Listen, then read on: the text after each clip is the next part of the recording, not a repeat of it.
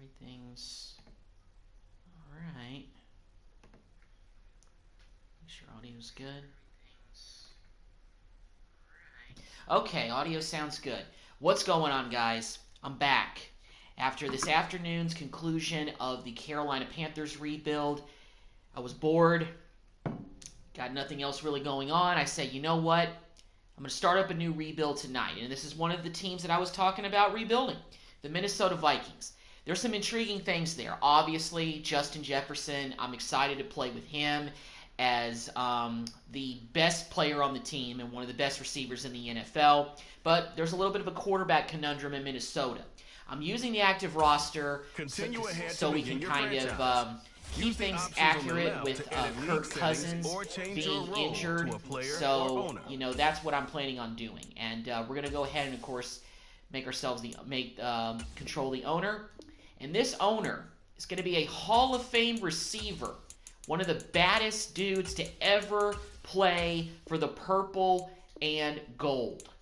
Randy Moss, the big boss. Hall of Famer, beast. Love watching Randy Moss. One of the greatest Vikings of all time, one of the greatest players of all time. He is going to be our owner. And we're going to go ahead and get these league settings correct the way that I want them.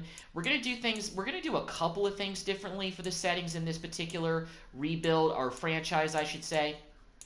So we're going to go ahead and turn that off. In-season breakout scenarios. We're going to turn breakout scenarios off because I get those occasionally as pop-ups, but I really don't like to mess with those because ultimately it's just something that, you know, is not really, in my opinion, worth messing with. Let's go ahead and make sure we got 8-minute quarters, 15, weekly training. I want that auto. Scout college players, auto. League advancement, auto. Manage players, tutorial pop-ups. I want those off as well. Auto-bridge players, auto-bridge talents. Fill roster, off. All right, so those are our settings. Let's go ahead and start this up in the 2023 preseason. Let's get it going. Now, I want to check a few things with the roster because, like I mentioned, you know, the thing that intrigues me about rebuilding the Vikings is their quarterback situation.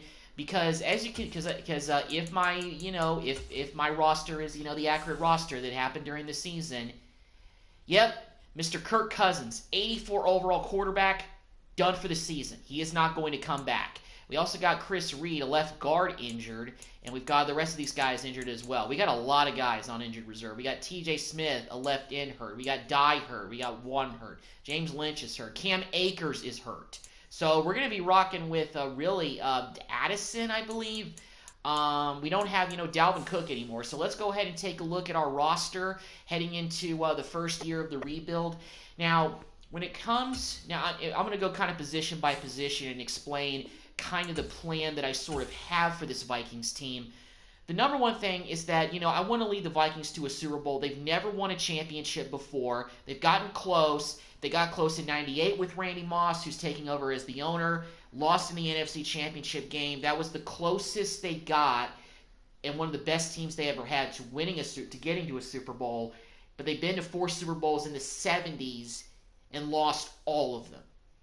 And they haven't been, and I don't think they've been to an NFC Championship game.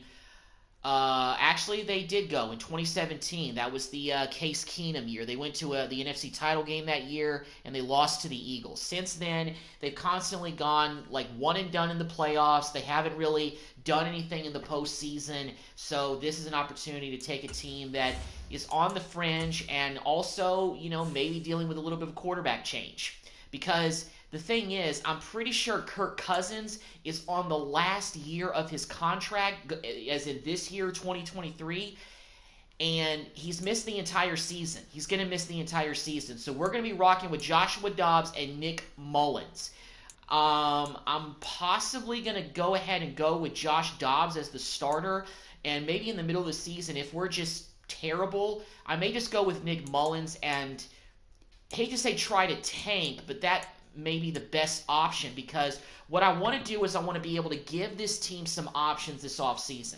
If we have a bad enough record, then maybe we can get a guy like maybe a Drake May or even a Caleb Williams if the draft order drops that far or if we are one of the worst teams in the league. Because I don't think, if my memory serves me correctly, when it comes to the first year of all these rebuilds that I've done, because I've done multiple ones with different teams, and usually the first offseason I kind of have a recall of like what free agents are available. And I don't really think there's going to be a better quarterback available overall right now than Kirk Cousins. So maybe the option might be to go with the young guy, but we'll see. But I'll make that decision at the end of the year. So Kirk Cousins is our starter, but he's out for the year. He's on the bench. Tore his ACL. He ain't playing for the rest of the year. And, let me go to the end. Let me see if I can go to the end of his thing here, and let me see if I can see how long his contract is. Because I think it shows it at the end. No, it actually doesn't show it. Okay, that's fine. That's okay. We'll just go with we'll just take a look at the rest of our players. We'll just take a look at the rest of our guys. As far as quarterbacks are concerned, like I mentioned, we do have Josh Dobbs. We do have Nick Mullins. Both of these guys are on like one-year deals anyway. I'm probably not going to bring any of these guys back because we're probably going to go in a different direction with a quarterback. Jaron Hall, 59 overall. This guy is going to be riding the bench. I don't expect anything from him. Running back situation needs an upgrade as well. Obviously, we don't have Dalvin Cook anymore. Alexander Mattison is the starter. Cam Akers was brought in a trade to help back him up, but unfortunately, he's injured too, so he's not able to play anymore. And we still have Ty Chandler. 72 and 77 overall for our starting running back is not great. And we have Kenny Nagwamu, 69, very nice. But we do have a good fullback in C.J. Ham. I remember actually getting him for our Panthers rebuild, I believe, in maybe the second or third season. I can't really remember. But he's our fullback at 75. That's actually not too bad. And, of course, we got a 99 overall Justin Jefferson. And that was what intrigues me about doing this rebuild, because we have a guy that's in the 99 club. In a lot of these rebuilds, we haven't had a guy in the 99s, but with Justin Jefferson, we're building this team around him, at least the offense. And, Jefferson's one of the best receivers in the game, and 99 overall. He's a bona fide superstar, and we're gonna be building this team around him. But we still have a solid receiver in Jordan Addison as well around him, as well as C.J. Osborne. We have Powell, and we have Naylor. But we could use another good receiver to complement. Jordan Addison is looking pretty solid. He's only a rookie out of USC. So hopefully he progresses well. But I wouldn't mind getting another receiver, because I don't know if I want KJ Osborne to be that third guy. Tight end, Hawkinson is hurt, but he's in the 90 club. He's going to be back next season. Hopefully we can keep him around. Josh Oliver. We also have Johnny Munt, Nick Moose, and Andrew DiPola. Left tackle, Christian Darrisaw. We got a 78 overall Dalton Risner. We got a 76 overall Garrett Bradbury. Ed Ingram. Brian O'Neill. Okay, right tackle's pretty solid. Offensive line is looking okay, but I think on the left side we could use some upgrades. Dean Lowry's hurt, but Jonathan Bullard is going to start the season. Also, TJ Smith is hurt as well. Sheldon Day, 68. Yeah, our defensive ends are in need of an upgrade. I'll let Dean come back, but, we got to do better than a 68 overall Sheldon Day in the future of this team. And, Harrison Phillips and Roy, our defensive line is going to need some upgrades. We don't have anybody like an Everson Griffin or a Romeo Ngakwe, whatever his name was. We have an 80 overall Jordan Hicks. That's pretty solid.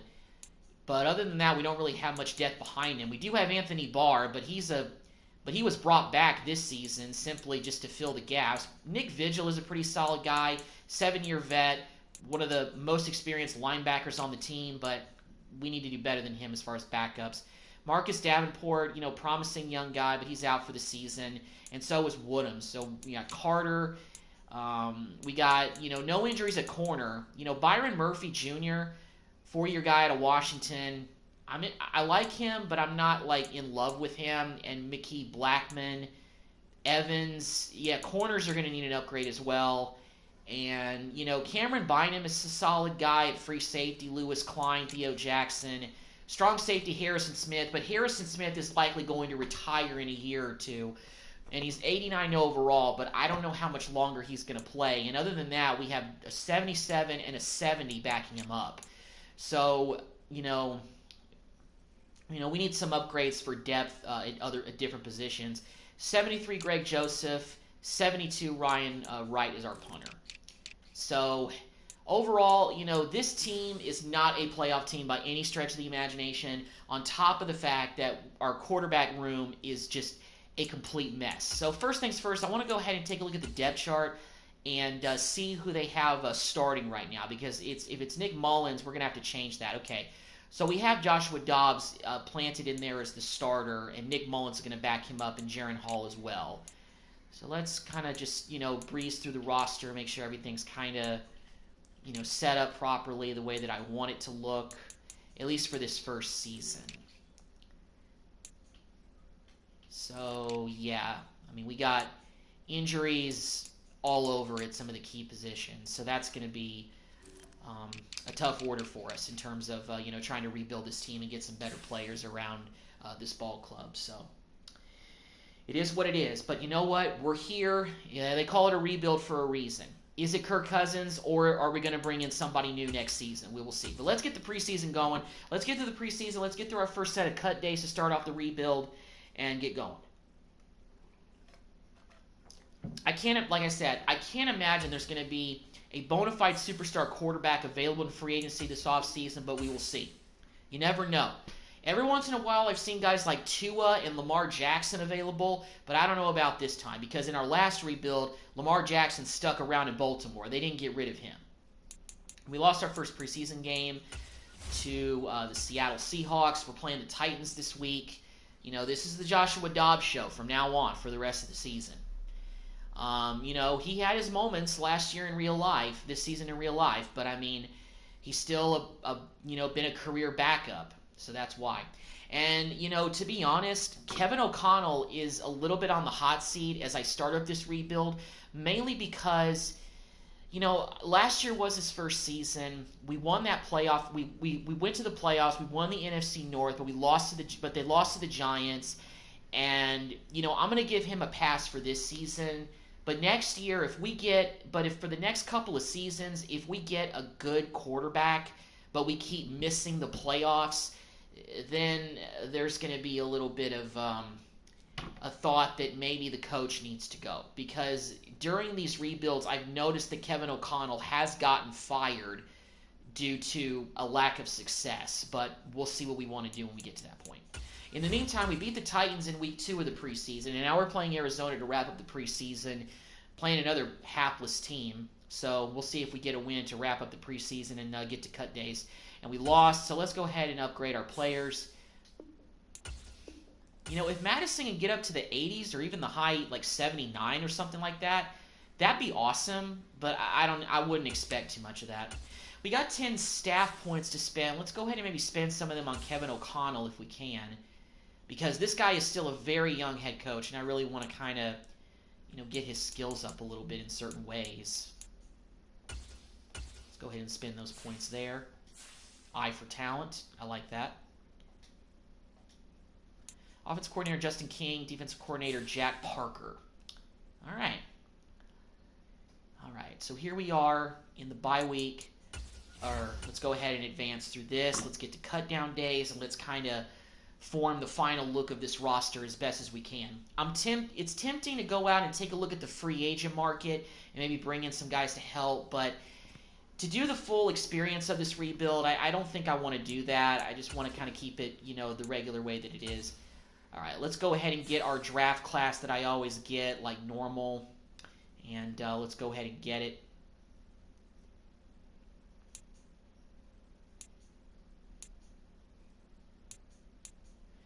'24 draft, download file, overwrite.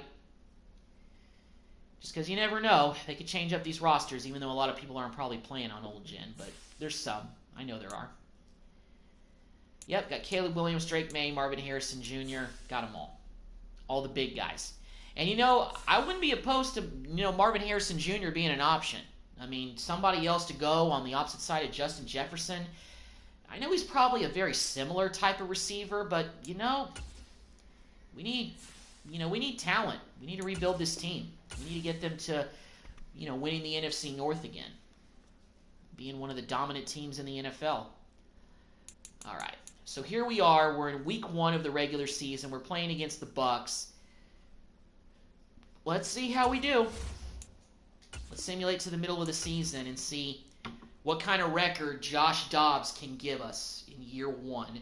69 overall, not expecting him to do too much to bring us victories this season. Hopefully Justin Jefferson doesn't get too disgruntled to the point where he's unhappy, because he's due for a contract probably soon, so I don't want to risk letting him just walk out for nothing, if you know what I mean.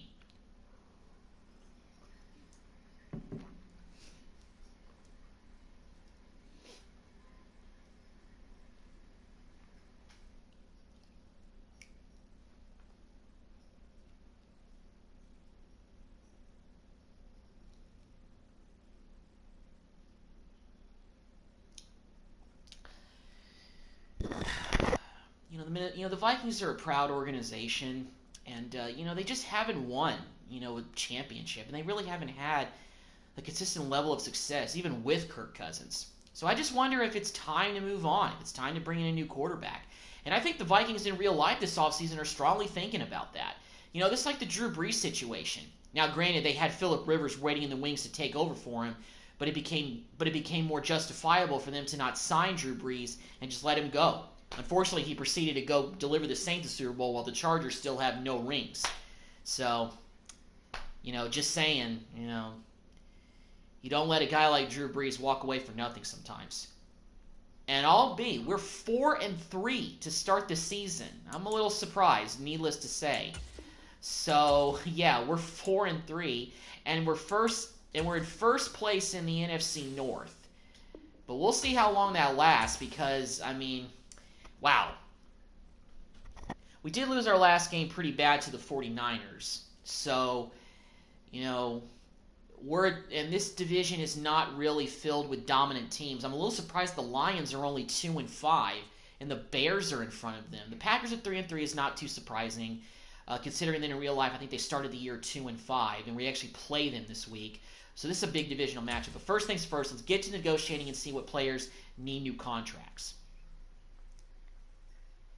And Kirk Cousins is one of the guys who needs a new contract. We're going to come back to you. But Danielle Hunter, that's a girl's name, but still. Definitely want to try to see if we can keep him around, give him a new contract. Offer is perfect. Can't wait till next season. We have $82 million in cap. Jordan Hicks, another guy that I want to keep around for a few years, at least 2. Let's see if this bites. Good offer. Okay, so he's coming back on a 2-year deal. He likes that. Look, Cam Akers is a guy that I feel like we got in a trade, but I don't think he's really worth bringing back, because we got to find another bona fide running back to really take over, if you will. And Dalton Risner, I think we can find a better left guard in free agency, so we're going to let him walk. CJ Ham, we can find another fullback in the free agent pool, I feel like. And, Osborne is tempting, but you know what? Let's bring back Powell for receiver depth, but that's all we're bringing him back for, just depth. And he's going to be cheaper than Osborne, because he's really about the same as him, if you ask me. And he's more happy to come back, so I'm going to do that. And Davenport is our starting right outside linebacker, but, he also doesn't fit the scheme, so I'm going to probably let him, I'm going to let him probably walk. What's up, Rody? I don't know if that's how you pronounce your name. Greg, I don't know. No, Greg Joseph is 73 overall kicker. We can get better in the offseason at that position.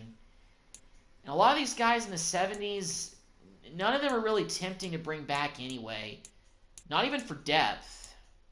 Except for maybe some of these guys at the end. But when I say that, I mean just strictly for depth reasons, so we don't have no players back there. So maybe a few of those guys, but we'll see, because we got a lot of guys set to hit the market, including this man. Cousins may prove his worth if we don't make the playoffs this season, so he may think that he can use that against us, but I'm 84, it's tempting, but you know what? I think we're going to move on to a new quarterback. I mean, my personal opinion. I'm trying not to let my personal opinions get in the way of rebuilding the Vikings, but I've always thought Kirk Cousins is overrated. I'm sorry, I have. You know, he did well enough in Washington in 2015 to earn a contract with the Vikings. Okay, that's what happened. But you know why the Washington Redskins won the NFC East in 2015? Because Tony Romo was out for probably the entire season. Okay, the Eagles were trash and the Giants were trash. The Redskins backed their way into a division title, and Kirk Cousins got paid because he won a division title with the Washington Redskins. Ridiculous. And, you know, Cousins, he's a good guy, and I loved him in the quarterback series. I really did. He's a good man. But he's no Mahomes. He's no Brady. He's no Rodgers. Not an elite quarterback. I don't care if you make the Pro Bowl. The Pro Bowl is a backhanded compliment anyway. Anyway, enough about this. Let's get back to football. We got a big game against the Packers this week. Division rival. Let's see if we can get a win against the Pack up there in Lambeau. And we lose to the Packers. So we're 4-4 now. We're at 500, and we've dropped to second place in the division. But, I mean, I wouldn't expect anything too extra. Let's see what Jonathan Coachman has to ask us. It's been an up and down season. Focus on just getting, first and foremost. Because I don't think this is a playoff team. I feel like we may start to go on a little bit of a downward spiral, even though we are at 4-4. But I don't know if it'll last. I don't know if it will. Okay, then. So we're playing the Falcons this week, and they are actually having a very surprising season. They're 6-2. This is a tough matchup for us. Let's see if we can get a win. See if we can shock the world a little bit.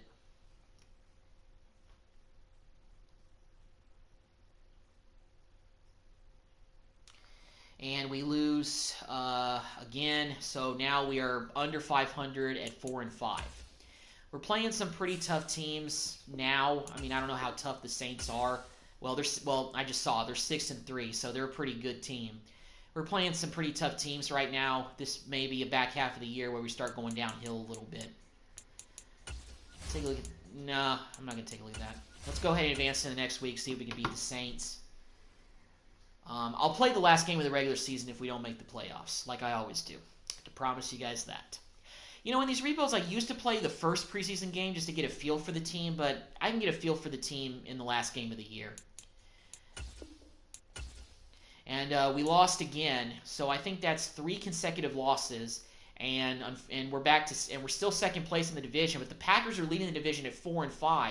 So this may be a situation where the division winner can actually win it with a losing record, which would be very interesting, to say the least, for the NFC North. But we'll see if Josh Dobbs can do the impossible. Let's get back to the negotiating screen and let me see if there's any guys that we can negotiate with that I'm interested in bringing back. Akers is interested in coming back, and he fits our scheme, but we've got Madison, who is, a little bit better than him. Davenport is tempting to bring back, but I don't know. DJ Wanham, I'm going to bring him back for depth reasons. Okay, well, he wants something a little bit more than that. All right, let's go ahead and see about giving a contract to Davenport, 2-year deal, and see if that bites. Exactly the opposite. Okay, so we're not messing with that other guy anymore. We're not going to mess with Wanham. Not anymore. Bullard, our starting left end is injured, so we can afford to let him walk. Anthony Barr, we're not bringing him back. He's getting up there in age. Nick Vigil is tempting to bring back for depth purposes, but we'll just bring him back to have, just some middle linebacker depth. Let's give him a 1-year deal just to come back. Okay, all right. Well, he wants a multi-year deal. I don't know if I'm going to fly with that. Quisenberry is tempting. Theo Jackson's a backup. Sheldon Day, we need to get better at right end, so we're going to let him walk because he's actually our starter. Hmm.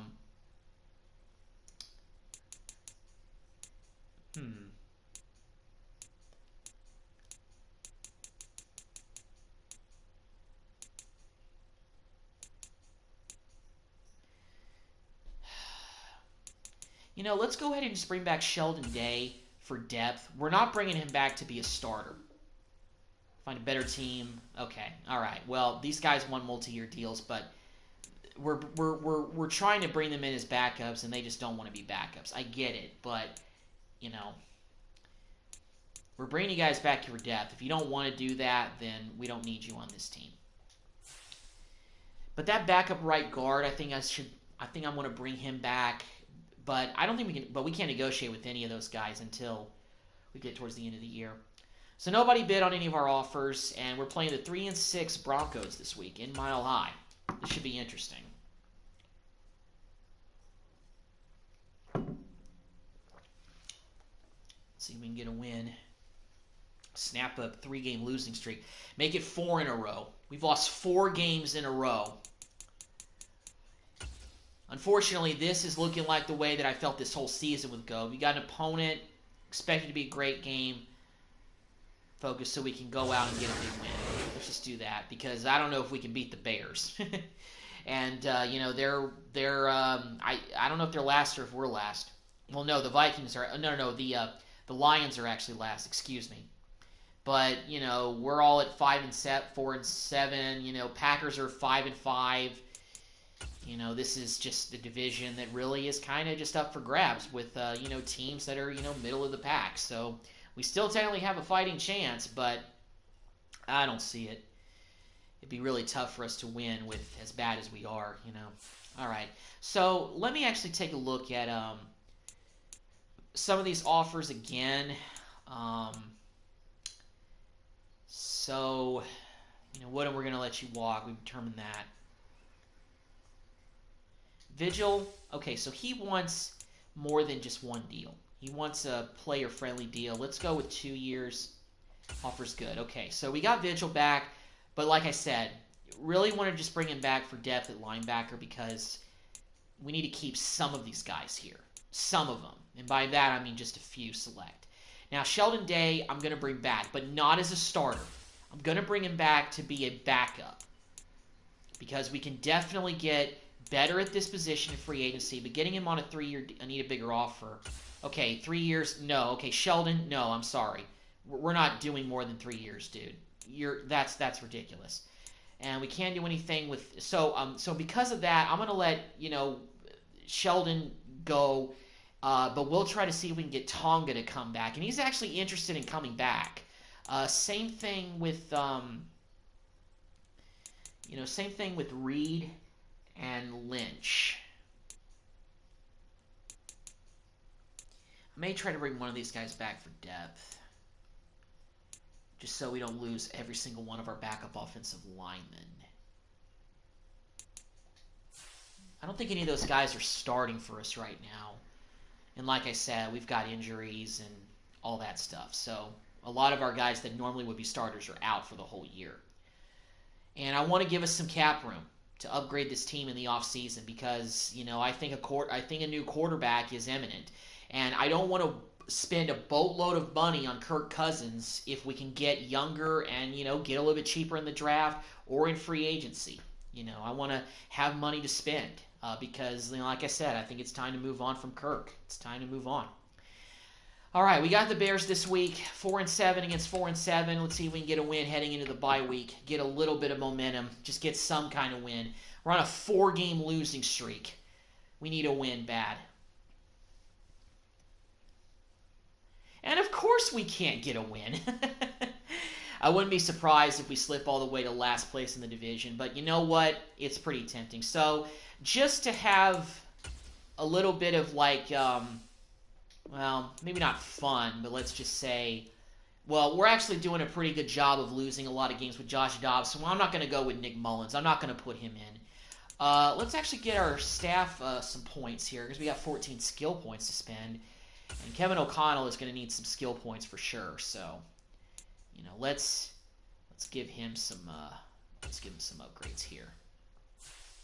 Not all is lost. Palm. The power of the sun in the palm of my hand. Dr. Octavius. All right. So let's get back to negotiating here, and let's see if we can get that other backup defensive end to sign, because we're not doing anything with Sheldon. But Tonga, let's give a player-friendly deal. 2 years, would you come back for that? Offer's perfect. Okay.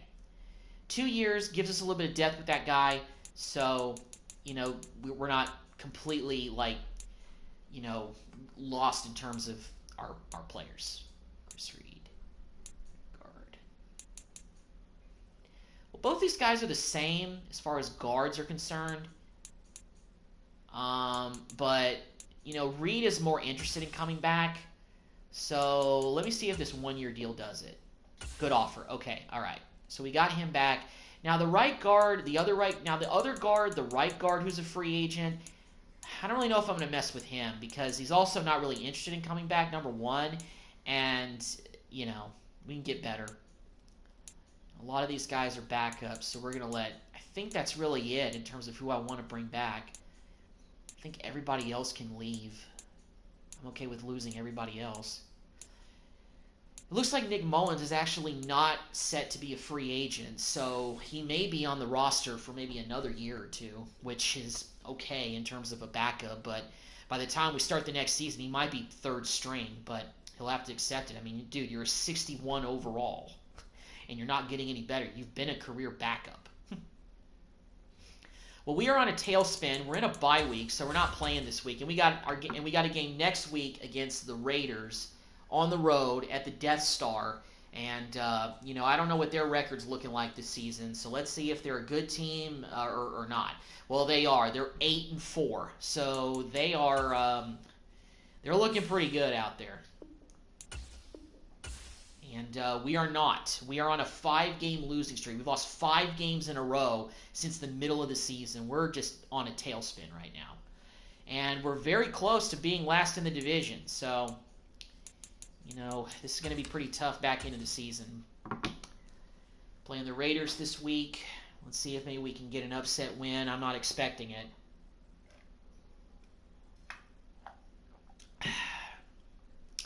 And we lose again. We're losing a lot of these games by big margins too, so, you know, this is getting pretty ugly.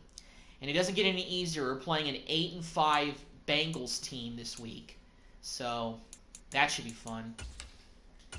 Let's see. Week 15.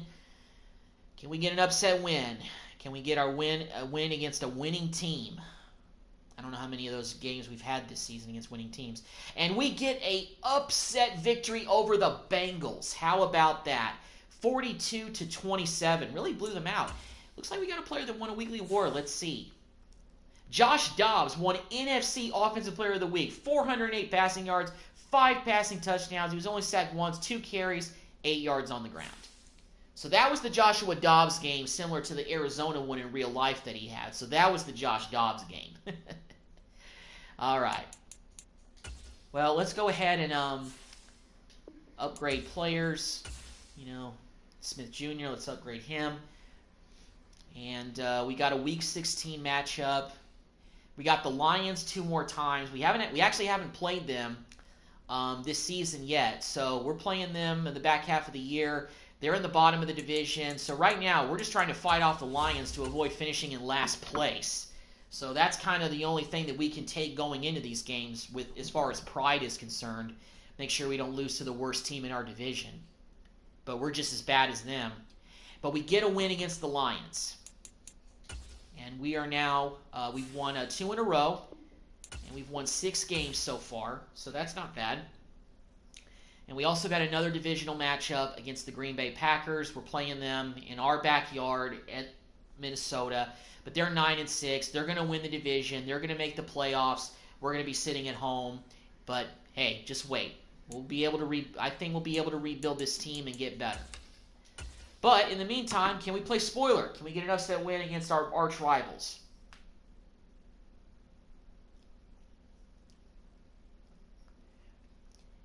And we don't. But we only lost by 3. So, not bad, but also, you know, not good either. For obvious reasons. And we're going into our last game of the regular season, last game of the season against the Lions. We're playing on the road in Detroit. And we're 6-10, they're 4-12, and we also have a new injury, so let's see who's hurt. We already have a laundry list of injuries to start out with.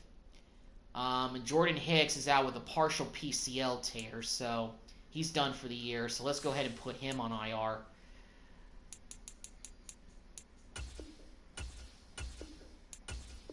I know that, it's kind of pointless because the regular season is done pretty much, but...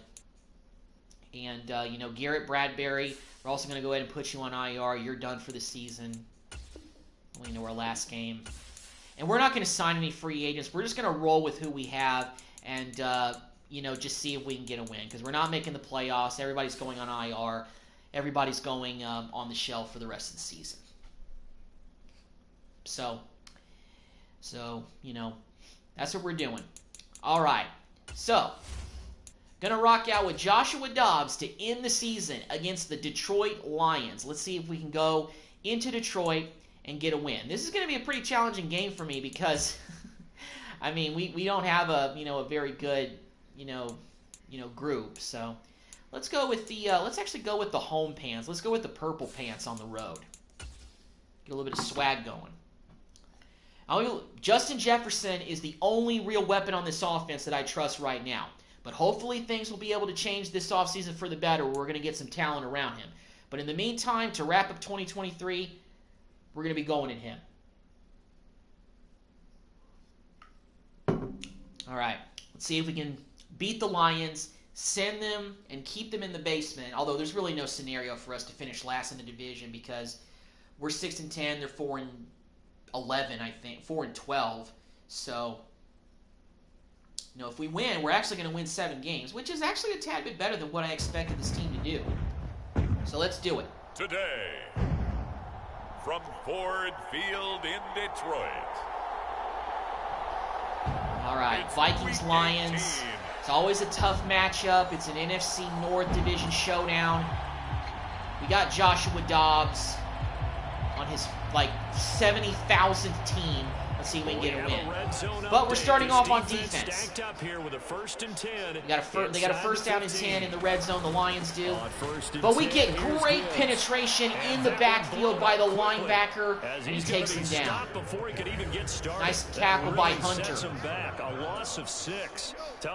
Great defensive play right there.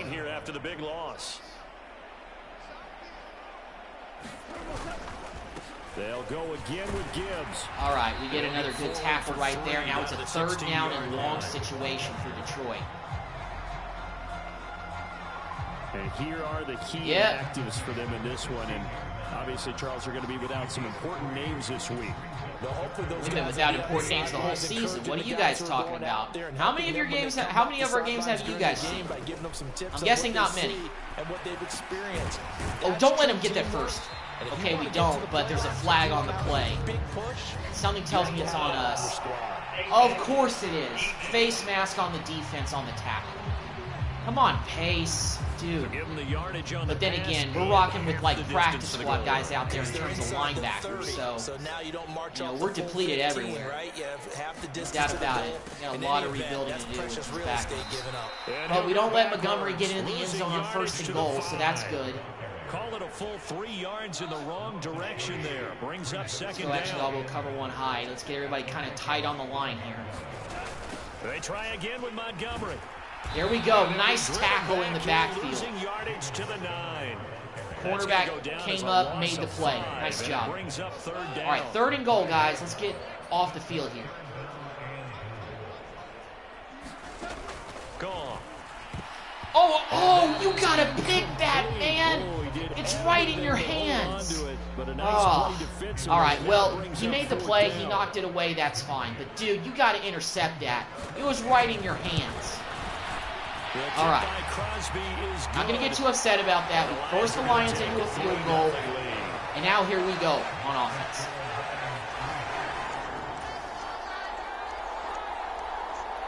It looks like we didn't do anything with our offensive possession.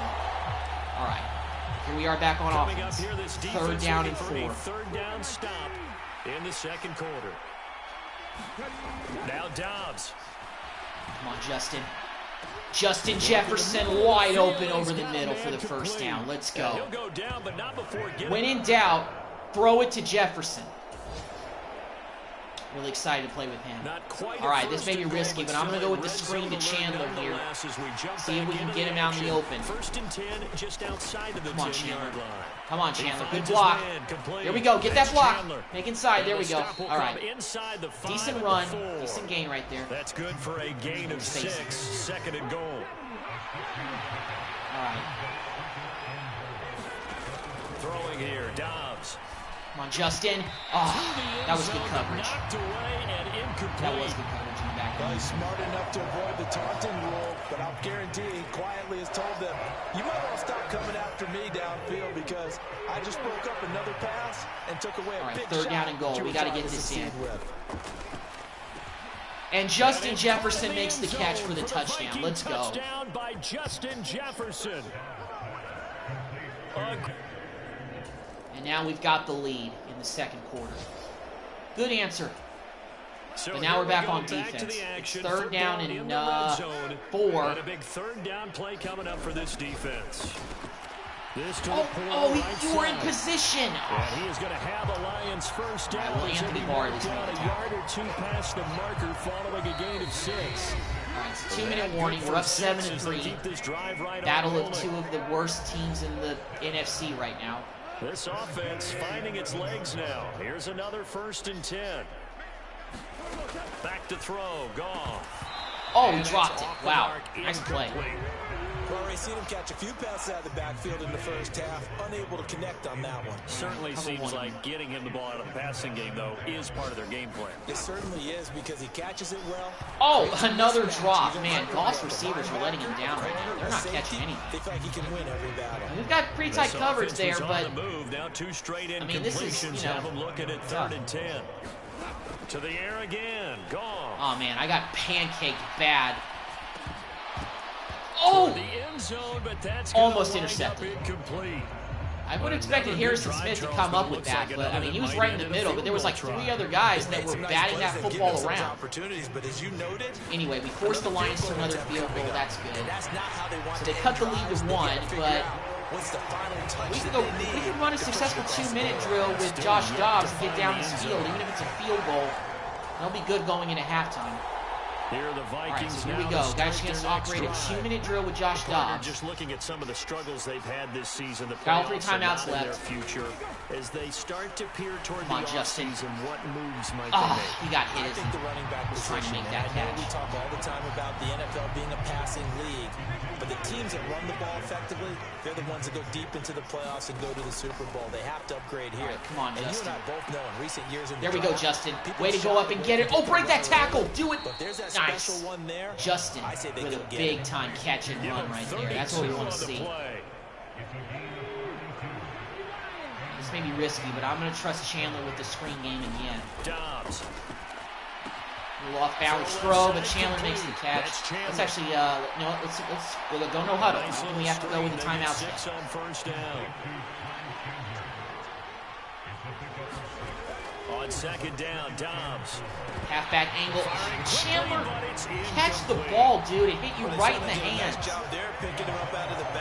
I know he's not the best receiving back, but come on, man. That's good coverage, and it led to an incompletion. Back to throw, Dobbs. Jefferson out in the flat.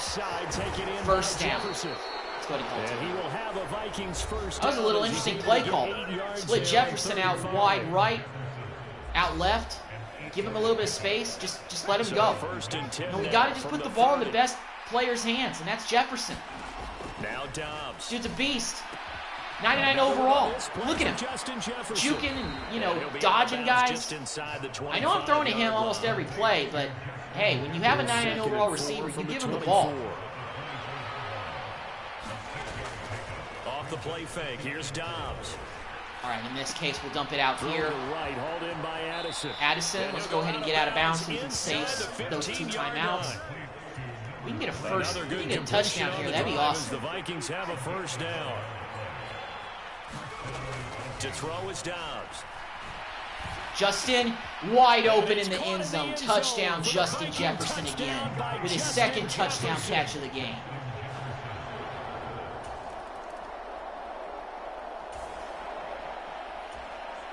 A red zone situation forthcoming. So the Lions actually drove down the field, and they're going to kick a field goal to end the half.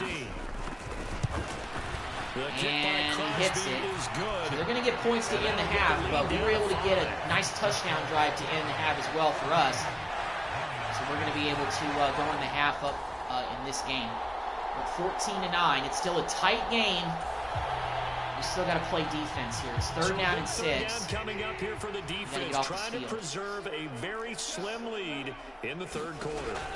Throwing on 3rd, Goff. And another drop. The Lions, they're dropping every ball. We do kick a field goal. We've managed to get down the field once again. Got a really nice drive going. Run the football. And now it's 1st and goal. Now a handoff to Chandler. And he's able to get it down to the 2-yard line. Good yards there. A pickup of 4 on 1st down. It'll be 2nd and goal. Dobbs is Justin Jefferson again. 3 touchdowns for Justin Jefferson. Do your dance, man. Do your dance. He's a beast. Excited to play with him. It's a 3rd down situation in the 4th quarter. Time to see if this defense is up to starting to get to kind of put away drive territory now. And there is Madison. Oh! And he gets the 1st down. He'll be dropped a yard or 2. We had 32 yards in this game, but then again, we haven't really run the ball very much. But when you got a guy like Justin Jefferson, why would you run the ball constantly? Unless you're trying to burn the clock, which is what we're doing here, actually. So, you know, this is the time where we actually got to go with him. It's 1st and 10 inside the red zone. Here's Madison running on 1st down. I like Madison's, you know, mixture of power. You know, he's kind of like a Derrick Henry almost, but I don't know if he's the future or not. I like him, and I want to keep him around, but I don't know for how long. Jefferson on the reverse. 7 yards on the pickup there, and now they'll have it 1st and goal. Some good, strong running right there. Some power and some explosiveness just about got him into the end zone. Madison. And Madison fights through the... Oh, he almost got him. Goal line, but not in, as he'll be marked down at the 1. All right, we're getting risky. 2nd and goal from the 1. We're going to go with a quarterback draw with Joshua Dobbs.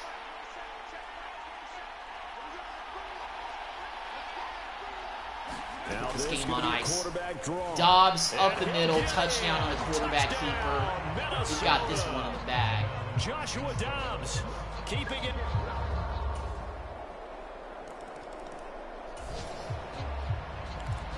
So the Lions did score. They're down by 8. We still have a fighting chance. They're going to go with the onside kick, and we recover it. Vikings hands team able to recover. Nice job. That should just about so we're going to walk out of here with a win to close out our 2023 season. No playoffs, playing with Joshua Dobbs, but we're going to walk out of here victorious.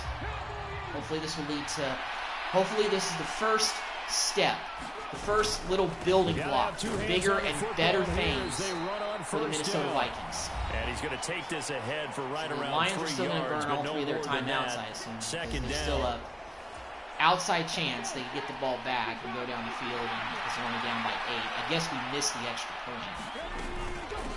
Here's Chandler. And some good tackling there as he stopped up at about the 41. The Lions now going to use the 2nd of their timeouts as they'll stop it with just over 40 seconds to go in the game. And they'll need to get to the 35 if they want to keep this drive going on 3rd down. Try to take this home. They'll run. And Chandler gets the 1st down, leaving no doubt. That should be the one that gets them to the finish line. And the Lions quickly now going to use the last of their timeouts. Take a knee, Josh. Take a knee, sir. With 37 seconds to play. Well, Josh, you led us to 7 wins this season. This is your, 3rd team in less than a year, so thank you for your service, sir. But we got to go out and we got to get a better quarterback. We got some positions that need to be upgraded. We got a lot of work to do. The good thing is that we have a good foundational piece in Justin Jefferson. And I was feeding him the ball all game long. I'm going to look at his final stats from this game. and take a look at how he did, because I know he had 3 touchdown receptions, but I don't know what he did when I wasn't controlling the team during this game, because I did the play the moments, mode like I always do. Well, you really can't ask for much more than what we just had here. Not only a close game that went down to the wire, Charles, but a clean one too. No turnovers in this contest. And I think you're exactly right about that. To me, this is just a pair of offenses trying to find the slightest bit of separation from each other. And they were both hoping that the other side would make the big mistake first. But today, neither side made that mistake. And what we got, a very entertaining game throughout. So for the Vikings, it was too little, too late as they finish off the regular season with a mark of 7-10. And by just about all accounts, not the type of year they were hoping to have. Meanwhile, for Detroit, this loss will be the capper to a dismal 4-13 campaign. And this front office will have plenty of work to do in the draft and through free agency as far as to turn this ship around. Justin Jefferson, 100. That'll do it for us. I'm Brandon Gordon. So let's take a look. Justin Jefferson, 13 catches, 184 yards, 148 yards, 11 yards per catch, 3 touchdowns, 1 drop. That's the kind of beastly performance I hope to have every game from Justin. But hey, when you have a 99 overall receiver, your offense can run a lot better. And I'm excited to have Jefferson as the building block for this team. Even more so than the quarterback. We got to find a right quarterback to help get him to where he ultimately wants to go and should go. And that's to a Super Bowl. But I got to give credit to Joshua Dobbs. He did play well in that game. No turnovers. Did decent things for us this season. Obviously, he's going to be let go. We're not going to bring him back. We're going to let him try to catch on and be a starter with another team because he deserves that. That's what we're going with. All right, let's check out weekly awards. I'm guessing we had somebody win. Joshua Dobbs, NFC Offensive Player of the Week. 3 passing touchdowns. He was only sacked once, and he had that rushing touchdown as well. So 4 total touchdowns for Josh Dobbs in the season finale. Not a bad day at the office for him. And we finished the season at 7-10. We were 3rd place in the NFC North. We got work to do, but you know what? It's a solid stepping stone to building the Vikings up to being a competitive team again. Overall-wise, we're not that bad. We just need to find a quarterback, and we just need to get that position settled and run with it. So let's go ahead and advance past the wild card round. Let's see what happens in the playoffs. I'm going to kind of go round by round and then just do a recap of the whole playoffs at the end of the season. Kind of just trying to do it quickly, not really wanting to waste any time with checking out matchup by matchup, if you will. All right, NFC Championship. Let's see who's going to the Super Bowl.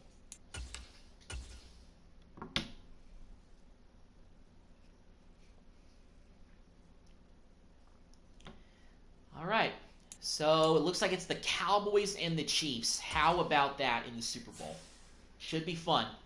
All right, let's take a look at the playoffs. So the 49ers faced off against the New York Giants in the wild card round, and they beat them 28-14.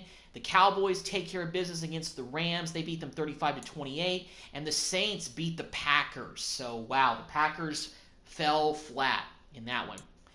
The Cowboys and 49ers had a rematch of, in this universe's, last year's NFC divisional playoff round, and the Cowboys get their revenge, 30-28.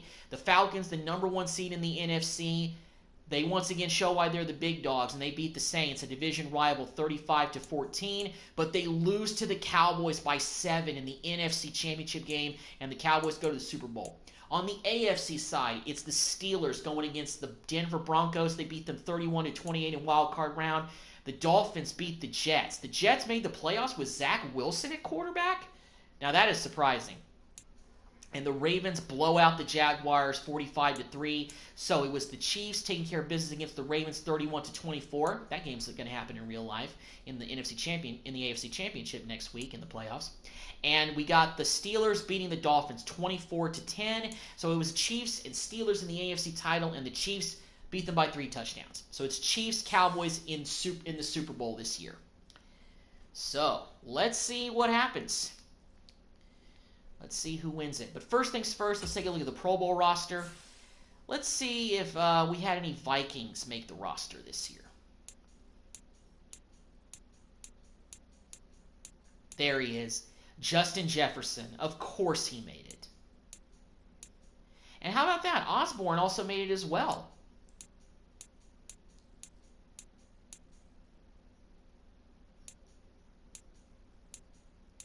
Looks like no offensive lineman made it.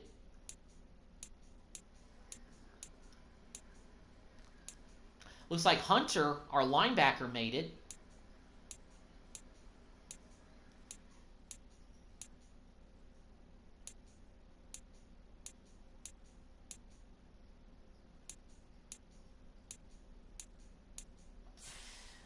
Looks like it was just Justin Jefferson and our starting left outside linebacker, Hunter. We're the only representatives of the Vikings at the Pro Bowl this year, but all good. All right, let's see. Is it going to be the Cowboys or the Chiefs who win the Super Bowl? Let's see who wins it.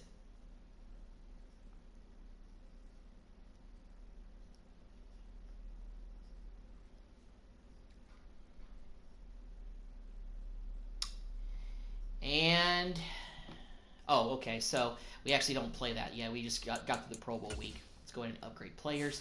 This is a bunch of practice, some other just random guys that, getting upgrades. That doesn't look like Joshua Dobbs. I'm sorry. That doesn't look anything like his face.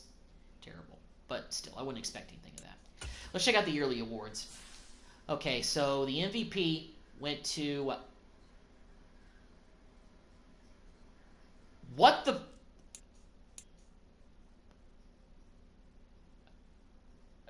No, there's no... What the... what was... Okay, guys, this is ridiculous. You're telling me Josh Dobbs won the MVP? How?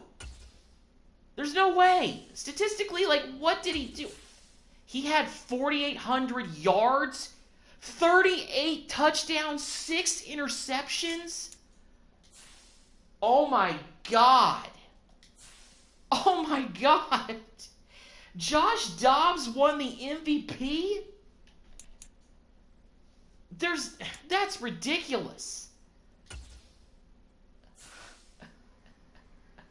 Josh Dobbs, 7-10. We didn't make the playoffs, and he won MVP? Oh my God.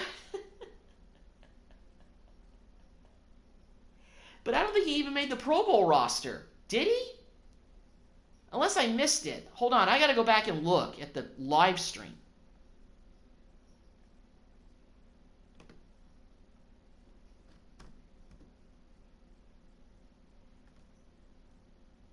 Yeah, I'm looking. Joshua Dobbs didn't make the Pro Bowl roster. What the heck? This game is broken. This game is broken.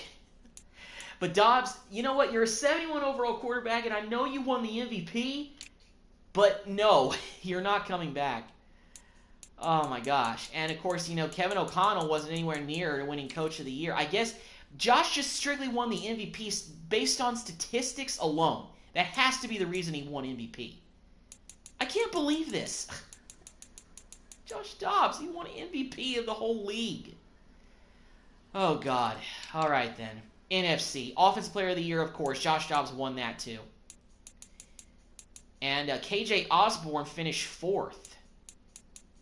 So, what? This is getting weird. Maybe Osborne's the guy that we need to look to bring back. Now that I look at it.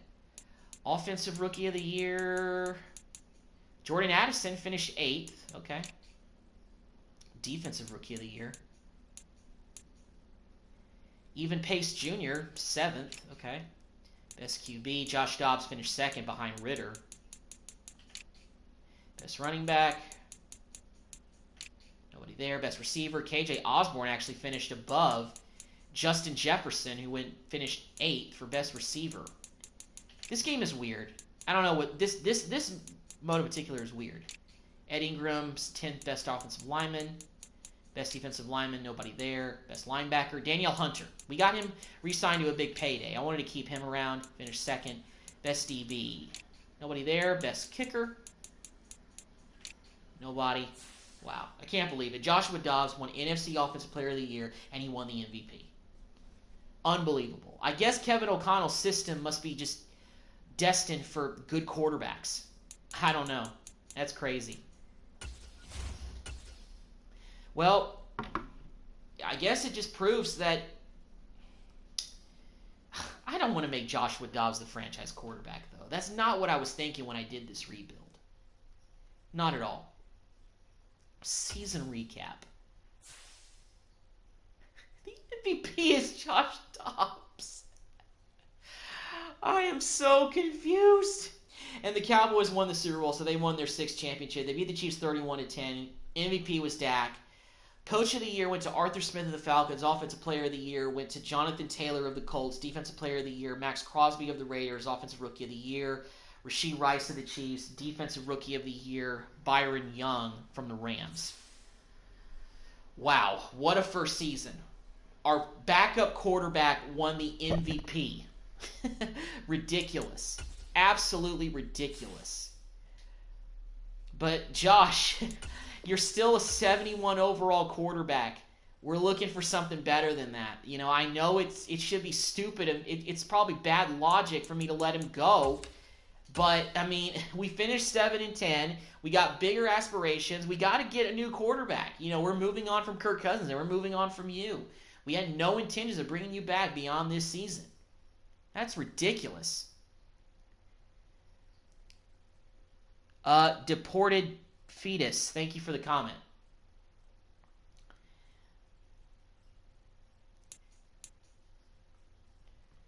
Look at something here.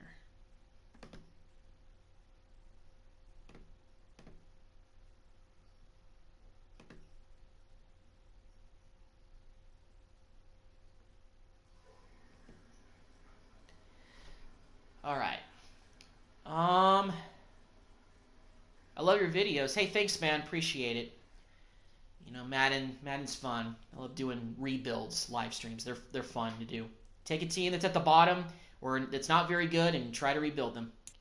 All right. Well, first things first. You know what? Let's take a look at the negotiating screen again because I want to take a look at something. Okay. So look, I'm using logic based off of what happened. You know, KJ Osborne actually had a good season. So let's see if we can get him back here on a multi-year deal, 3 years. Not interested in signing. Okay. Well, you know what? I'm not going to get bogged down too much by what he did last year because next year, who knows? Osborne could just fall off a cliff and not do very well. Man, Joshua Dobbs, 73 overall, but he won the MVP. Look at his player card. I mean, it's ridiculous. I can't believe this guy won the MVP of the National Football League. Oh, goodness. Well, I'm sticking to my guns pretty much on what I decided. Been a big fan for a while with streams, my man. Keep it up. Brandon Hernandez. Thanks for the comments, man. I greatly appreciate it. Yeah, I love doing these. I know that this is really the only thing I do on my channel, but at the same time, you know, I enjoy doing it. It's a lot of fun. I'm being more consistent with the videos, though. You know, every Monday or Tuesday, try to put something out, you know? All right. Let me...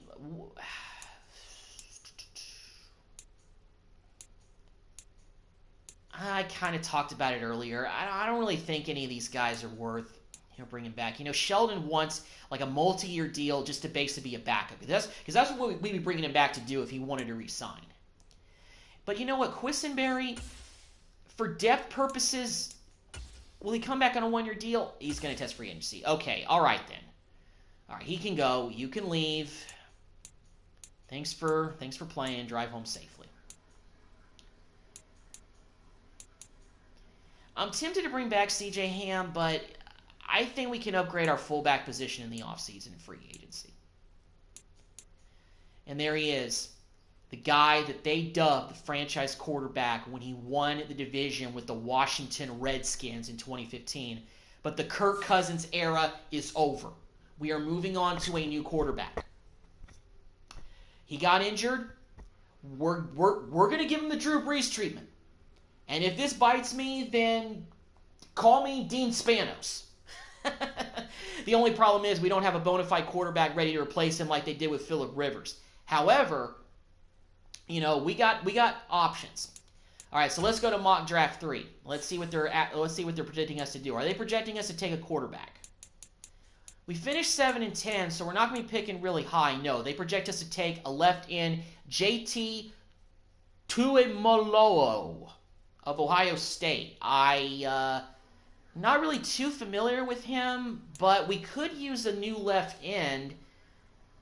The guy that we had as the starter this season was hurt for most of the year, so maybe we could go with him, but I don't know.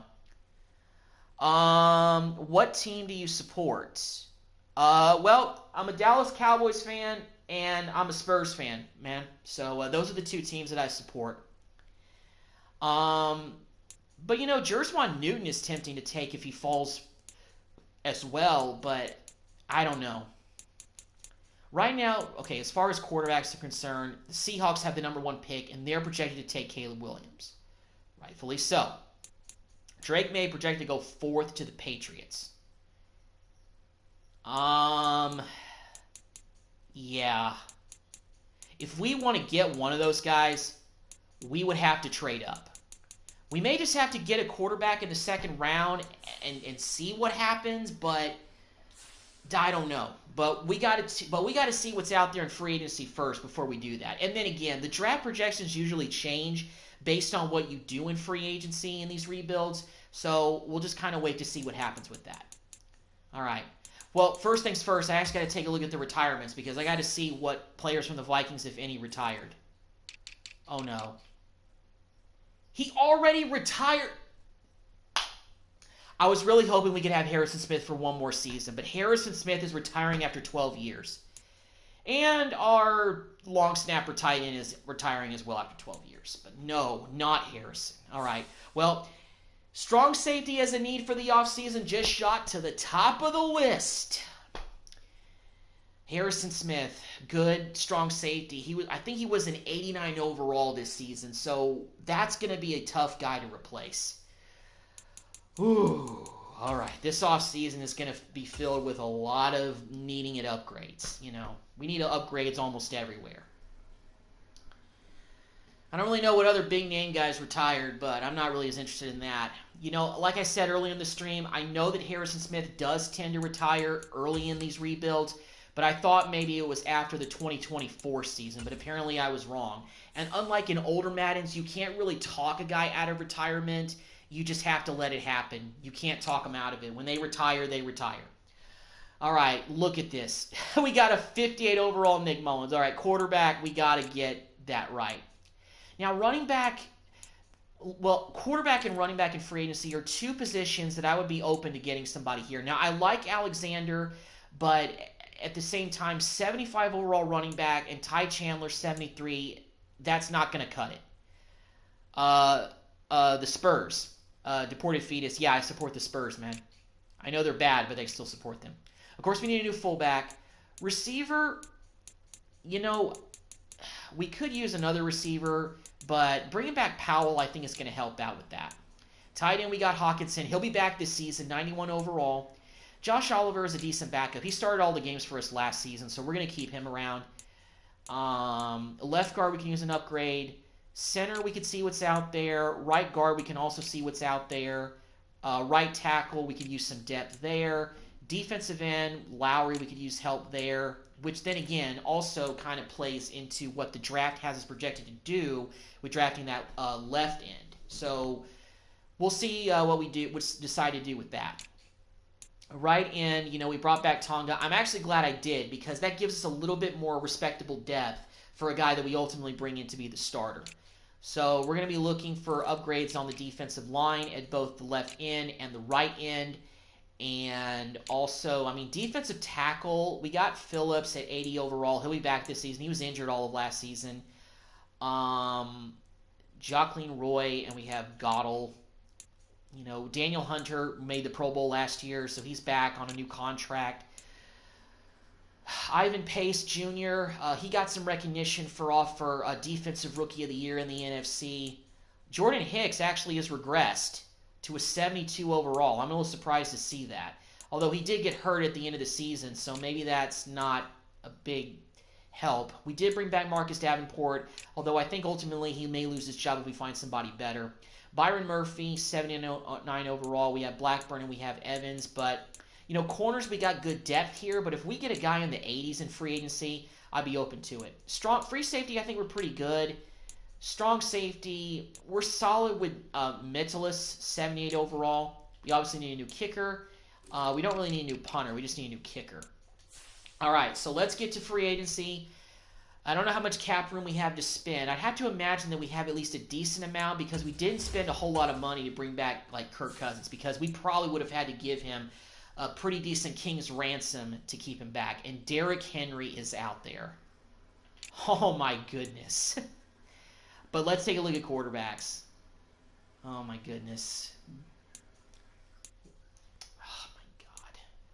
Well, Baker Mayfield is the only good option. It's 79 overall.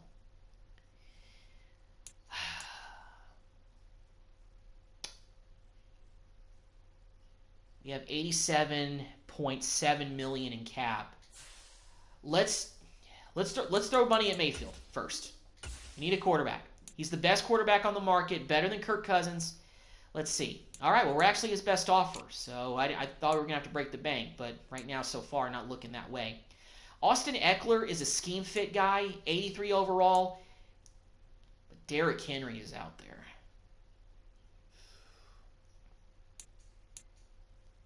You know what? Let's go for broke. Where does this put us in terms of getting a chance to get Henry? Right behind the Broncos. So, but look at what that already does in terms of cap space. Okay, so you know what? Look, I'm going to be a little bit smarter with this. It's a lot of money. It's so much money. I want to be able to, and we just spent a lot of it to offer Baker a contract. So let's go offer Eckler something. 83 overall running back. Fits our scheme too. So he actually may turn out to be a better guy than Henry, but hopefully I'm not going to eat my words. And that only brings us down to $59 million instead of $52 million if we would have offered Henry something. All right, we need a new fullback, and C.J. Ham actually was the best fullback available. So you know what? I'm going to bring him back. I know it's 1 year, but he doesn't probably have any other offers, so maybe we can get him on the cheap. We don't really need a new receiver. We don't really need another receiver. There's nobody really. Is there anybody out here that's tempting to go after? Gabe Davis, Calvin Ridley. I mean, Ridley and Justin Jefferson would be nice, but none of those guys are interested in coming here. I really want the guy's interest to be up there too,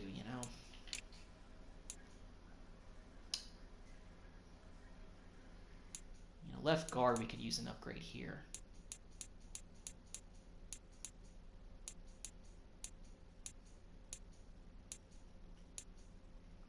David Edwards, let's offer him. Actually, you know what? Let's not do that just yet, because we only have 5 negotiations we can do in this first wave, and this is where the cream of the crop. Oh my goodness, I don't know why I said that. The cream of the crop is in terms of free agents, so I need to do the negotiations there, not waste my time with backup offensive and defensive linemen. Tyquan Lewis, left end. But if we take that left end and we get Baker Mayfield, then I don't think we need to really worry about that.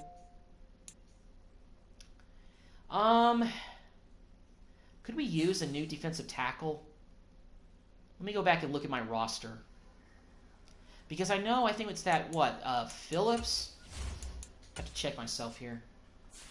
Let's see. Do we have, what about defensive tackle? The top guy was 85 overall. Could that really help us? Well, it could, but Harrison is an 80 overall guy, and he fits our scheme. So, all right, let's not really worry about that. Page. All right, let's get to the linebackers. Because I think defensive ends, if that defensive end they project us to take is still there, and we can possibly land Baker Mayfield, I think our quarterback situation may be resolved in the short term, if you will. But we'll see.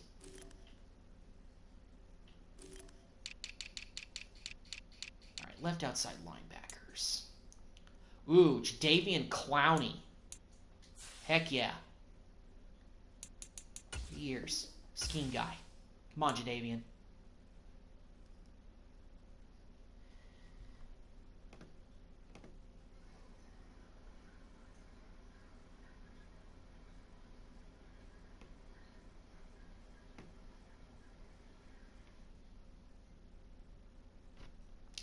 All right, well, we're behind the Colts in terms of, you know,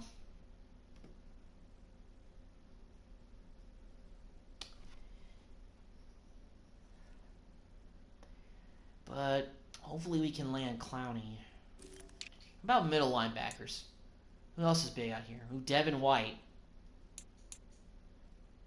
And so is Drew Tranquil.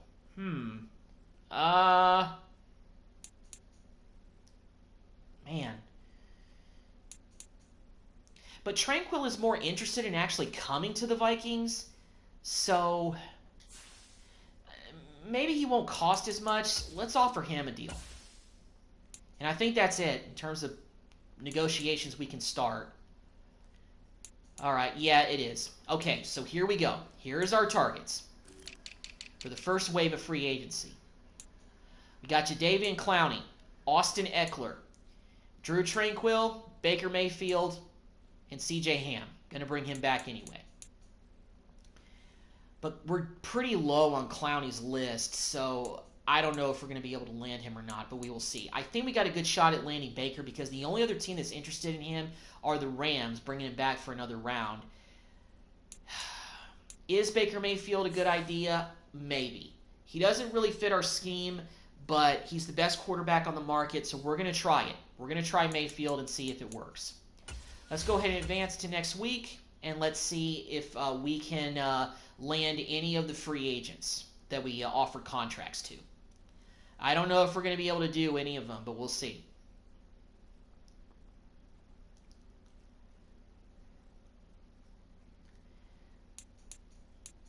All right, let's see if we landed anybody. Hopefully we landed somebody. At least a few of these guys. All right, so we got Drew Tranquil and C.J. Ham. Mayfield is still considering our offer. I don't think I'm going to move up on it. And the Cardinals have right now outbid us for Austin Eckler. So I'm actually just going to go ahead and let Eckler go. We're just going to go with the running backs that we have. And maybe we can get somebody in the offseason in a trade or something. We'll see. Now, we did sign Drew Tranquil and we got C.J. Ham. So we did at least fill those needs. So, wonder what happened to Jadeveon Clowney. Did he already sign somewhere else? I'm sure he did. Yep, he went to the Commanders. And Derrick Henry went to the Broncos. So, the Broncos just landed a bona fide superstar in Derrick. So, alrighty. So, Josh Allen right outside linebacker. That's pretty tempting, but I think I'm okay with the guys that we have.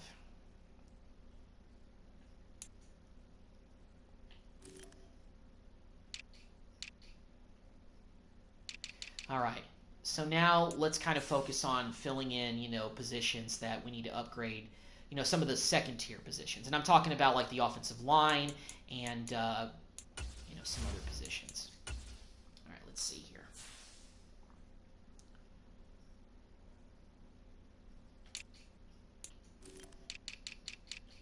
So left tackle, I know we're good with Darashaw.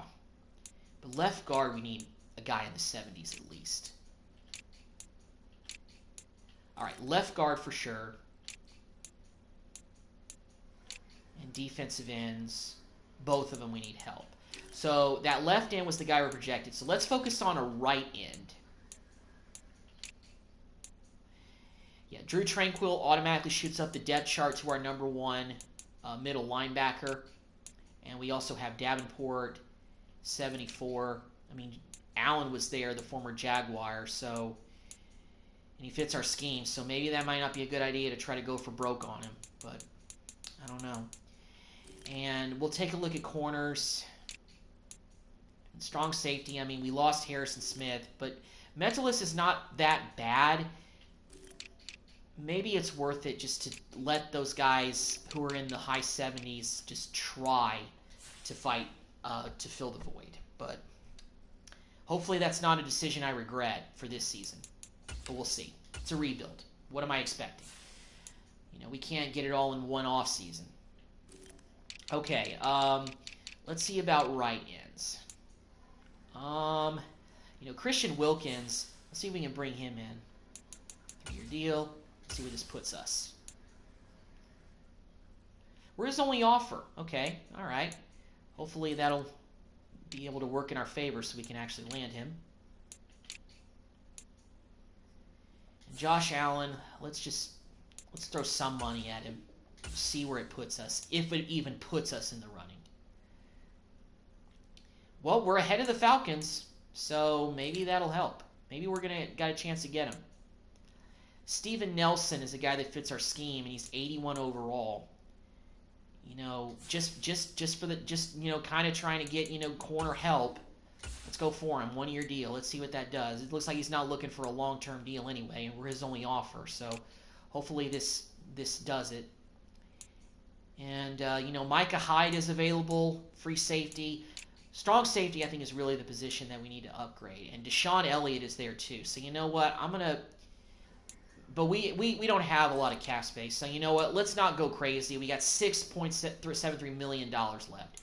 So we're not going to go crazy. Who's the best kicker available? Fairbairn is the best kicker available. We need a new kicker. We're going to sign him to a 1-year deal. There may be better kickers next offseason anyway. So we're just going to see what happens. All right. So next wave of targets that we have. So we still have we're still targeting Austin Eckler, but you know, let's actually go ahead and withdraw that offer because I think we're basically out of the running to get him, and we're just going to have to go with the running backs that we've got. Now Baker Mayfield actually has the Rams ahead of us now. I'm going to take a risk and see if he bites on our offer. If he doesn't, then we may just have to look to trade for a quarterback in this offseason because I don't think we're going to be able to trade up to go and get Drake May or Caleb Williams. We would have to offer a lot, and I don't know if I want to trade all the way up to get one of those guys, to get a franchise saver. But then again, who knows? But we got Fairbairn, we got Nelson, we got Wilkins, and we got an offer to Josh Allen as well. So hopefully some of these guys will sign. Hopefully guys like Josh Allen and Wilkins. But we'll see. Let's advance to the next stage of free agency. Hopefully Baker Mayfield agrees to sign with us. I know the Rams have kind of bumped up their offer a little bit, but hopefully he decides to come to Minnesota instead of the Rams. Let's see what we're looking like. At this point, it's unlimited in terms of negotiations that we can do. All right. Let's see. My signings. We got Baker Mayfield. All right, we got our quarterback. We got Ham. Fairbairn signed. Nelson signed. So did Wilkins, and so did Josh Allen. Of course, we lost out in the Austin Eckler trade. The Austin Eckler sweepstakes, we actually withdrew that offer, so now we only have $12.1 million, which is, you know, fine. All right, but I still think we need to go out there and we need to look at left guards because we haven't signed a left guard yet. And John Simpson, I don't think is a guy that is going to cost a whole lot. So let's see what that does. I know that's going to, you know, eat away at our cap, but, you know, let's see. Yeah, John Simpson, we're his only offer. We do need a new left guard. Hopefully he signs. All right. And we could use another left tackle. So let's just get a left tackle strictly for depth. Let's get A.J. Jackson on a team-friendly 1-year deal. I'm sure nobody's really offering him anything to come. So, well, actually the Jets, but if we lose to the Jets on this negotiation, that's fine. We need another center. to back up the guy that we currently have.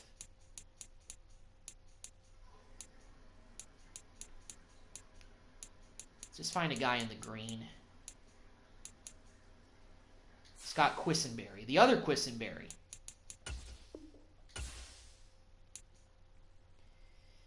Okay. I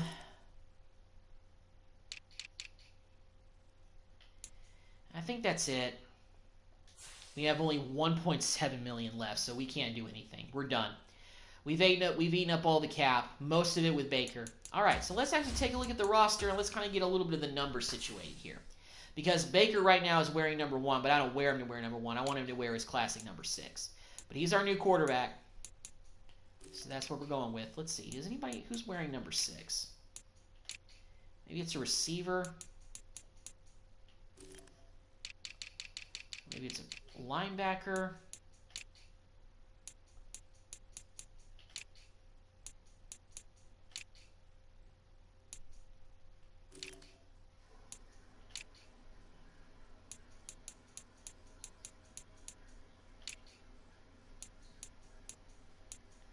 Lewis Kine. Let's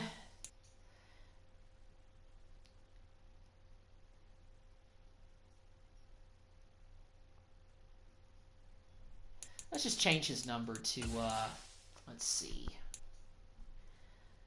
Let's change his number to number 8. Why not? It's going to get Kirk Cousins' old number. We got a new quarterback.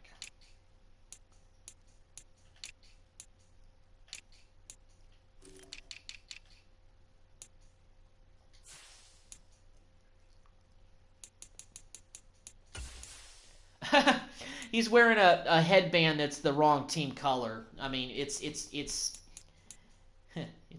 red, but whatever. Baker Mayfield, the new guy in Minnesota, the new quarterback of the Minnesota Vikings, rocking his number 6. All right, we've got Mullins backing him up. Quarterback situation is pretty much done. This is what we're going with for our quarterback room.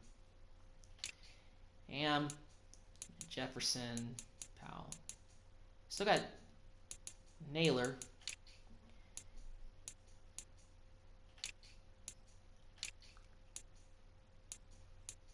We couldn't.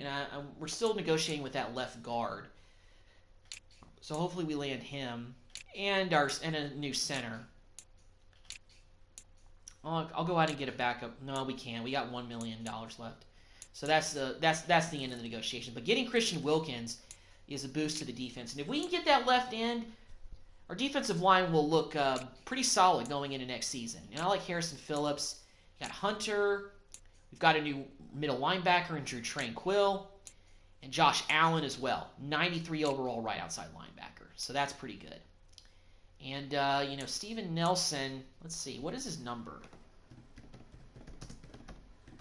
Steven Nelson. What number does he normally wear? 21.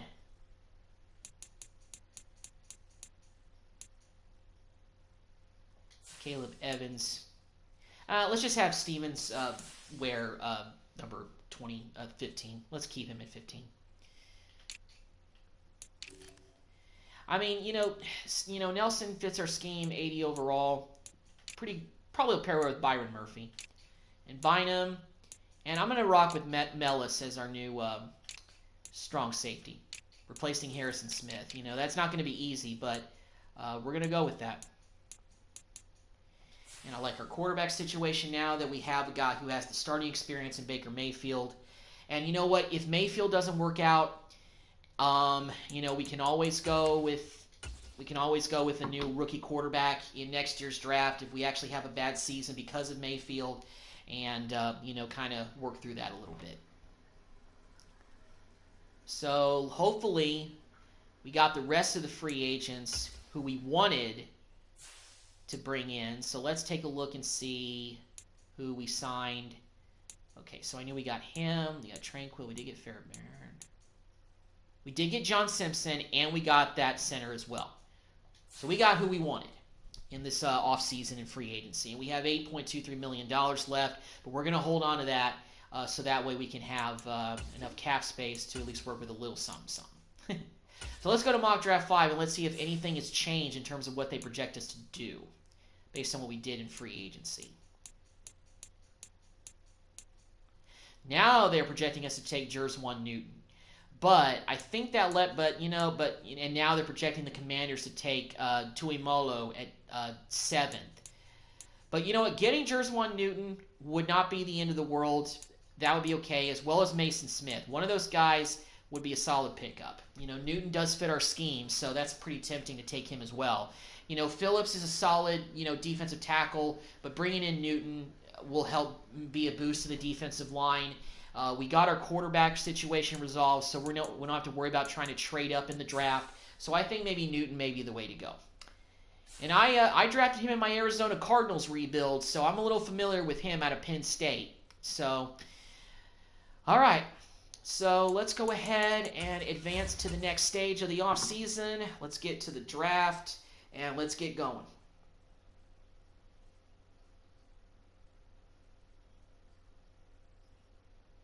All right. Let's go ahead and start the draft. Now the Seattle Seahawks are on the clock. All right. First pick, 13th overall.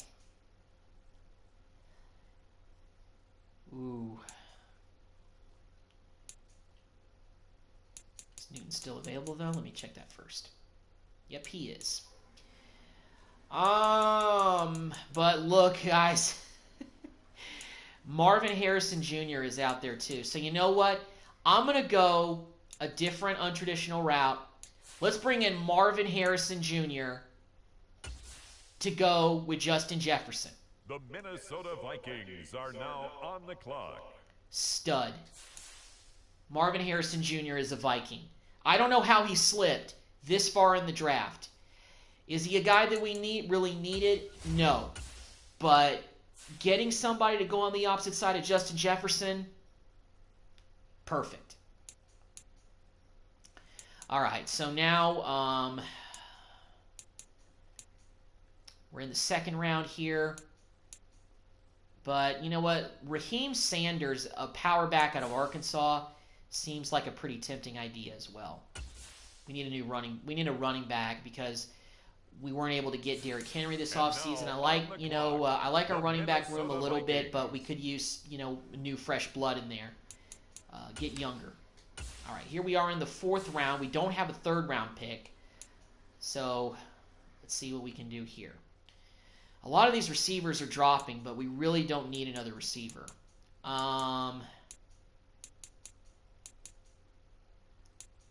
Let's see about maybe offensive line.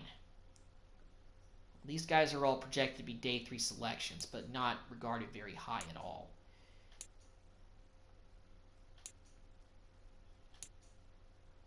Defensive end. Sean Martin out of West Virginia looks pretty tempting. But you know what? Also Grayson Murphy. Let's go with him. I drafted him in, I believe, the Panthers rebuild. I could be wrong, but we're going to go with him again out of UCLA. We're going to go with him. Some of these guys I'm drafting I'm kind of familiar with, but on the clock. We'll see what we can do with these young guys.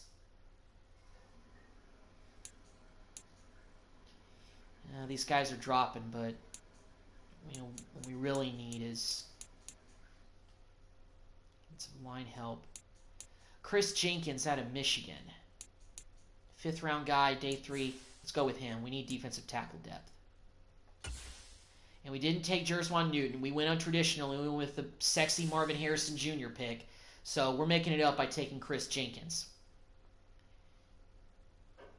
The Minnesota Vikings now on the clock. And here we are in the 6th round. This is actually our last pick of the draft, so we don't have a whole lot of picks for the first year. So 6th round, we got to get this one.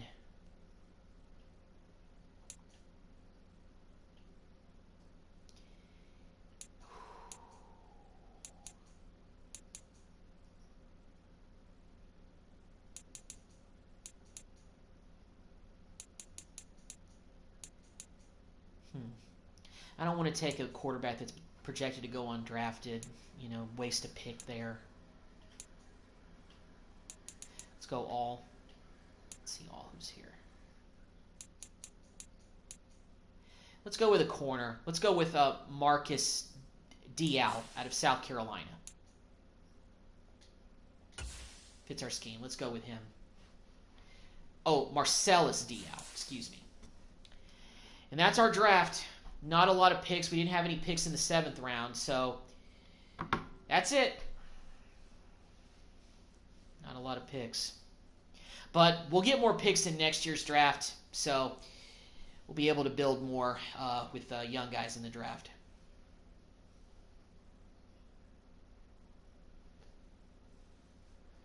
All right, let's take a look at the draft. Draft recap here. All the guys have signed their contracts. Let's take a look at them all. So first round, 13th overall pick. He slipped, 10th overall, excuse me. He slipped down. We took him. I did it. I don't care. Marvin Harrison Jr. I talked about wanting to get a receiver to go on the opposite side of Justin Jefferson, and he's already at a 79 overall. Marvin Harrison Jr. is only going to get better. I know he doesn't really fit the scheme. He's a deep threat guy, but you know what? He's the best receiver in the draft, in my opinion. So we went with him. And we took Raheem Sanders, a running back out of Arkansas, because, you know, we need to solidify the running back game a little bit. We took Grayson Murphy out of UCLA. We drafted him, and I think the Panthers rebuild as well. 4th round, 2nd pick in that round. We drafted Chris Jenkins, tackle from Michigan, and we drafted Marcellus Dial, corner out of South Carolina in the 6th round. No 7th round picks. So this is what we're going with. And let's go ahead and adjust our roster and take a look at how this roster looks before we head into the season. Let's see if we need to change any positions, if we need to make any adjustments. I don't really think we need to, but let's see anyway. So let me see. Let me take a look at some of the numbers of Raheem Sanders. What's his number there in Arkansas? He wears number 5. I think we got somebody that already is wearing number 5, so...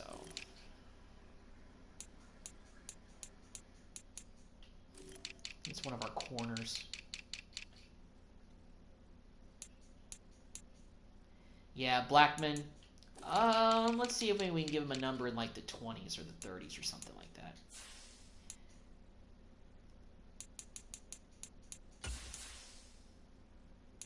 Solid back to help kind of rejuvenate this running game a little bit. Actually, you know what? Let's just keep him at 22.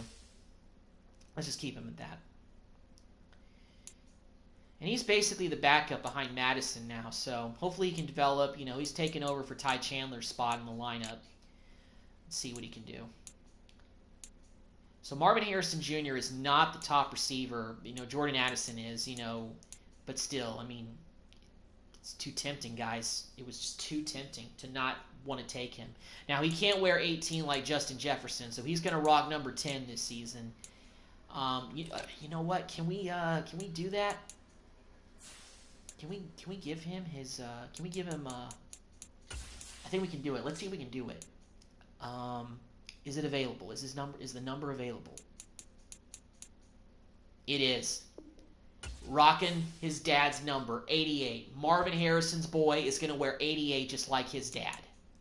It's available. He's going to rock it. Now, I really like our receiving core. Baker Mayfield is going to have a plethora of good weapons to throw to this season. He's got a good tight end. This offense is looking pretty good. It's definitely looking better. And, you know, getting John Simpson left guard, that's an upgrade. We got a backup center that's pretty solid now. You know, right tackle, we didn't get a... Do we have more left tackles that we can maybe move over? No, we only have 2 tackles. All right, so we may have to go ahead and get some guys to do that. So, yeah. Now, Grayson Murphy, I believe, wears number 11, but I know we can't give him that number because I think it's being worn by maybe a corner. Let's see. Najee Thompson, or Najee. We're just going to go ahead and cut you. Because, you know, you got no player card face, so we're just going to get you up out of here, and let's give Grayson Murphy number 11 like he used to wear at UCLA. Because I know that's what he used to wear based on other rebuilds that I've done. Grayson Murphy.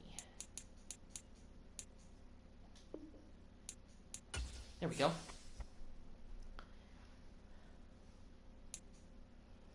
Hopefully Grayson can develop a little bit better than he did in the Panthers rebuild. You know, Lowry's solid at 71, but we needed help on the defensive line, so that's what we did. Chris Jenkins out of Michigan. Let's see here.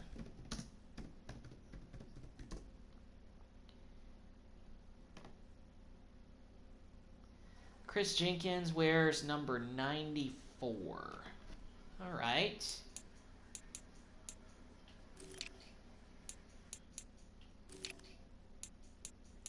Well, Dean Lowry wears that number, so he's going to wear 92.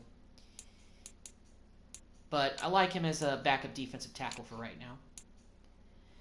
I think Drew Tranquil. I don't know what number he wears. Drew Tranquil. Oh, he played with the Chiefs. He wears number 23. Okay. Not sure if that number's available.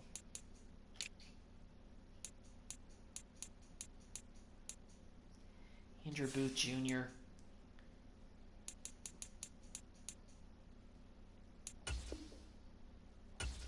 right, well, we're going to get a penalty if we release him, so let's go ahead and just change his number.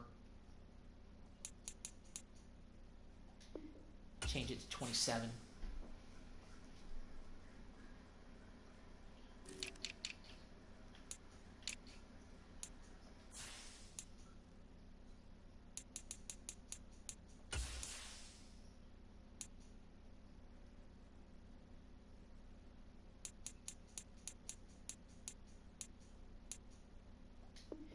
You know, we went pretty big in this first off season with getting some, you know, named players, including guys in the draft like Marvin Harrison Jr. So, you know, we're trying to build. We're trying to rebuild, you know, a little bit quicker, you know.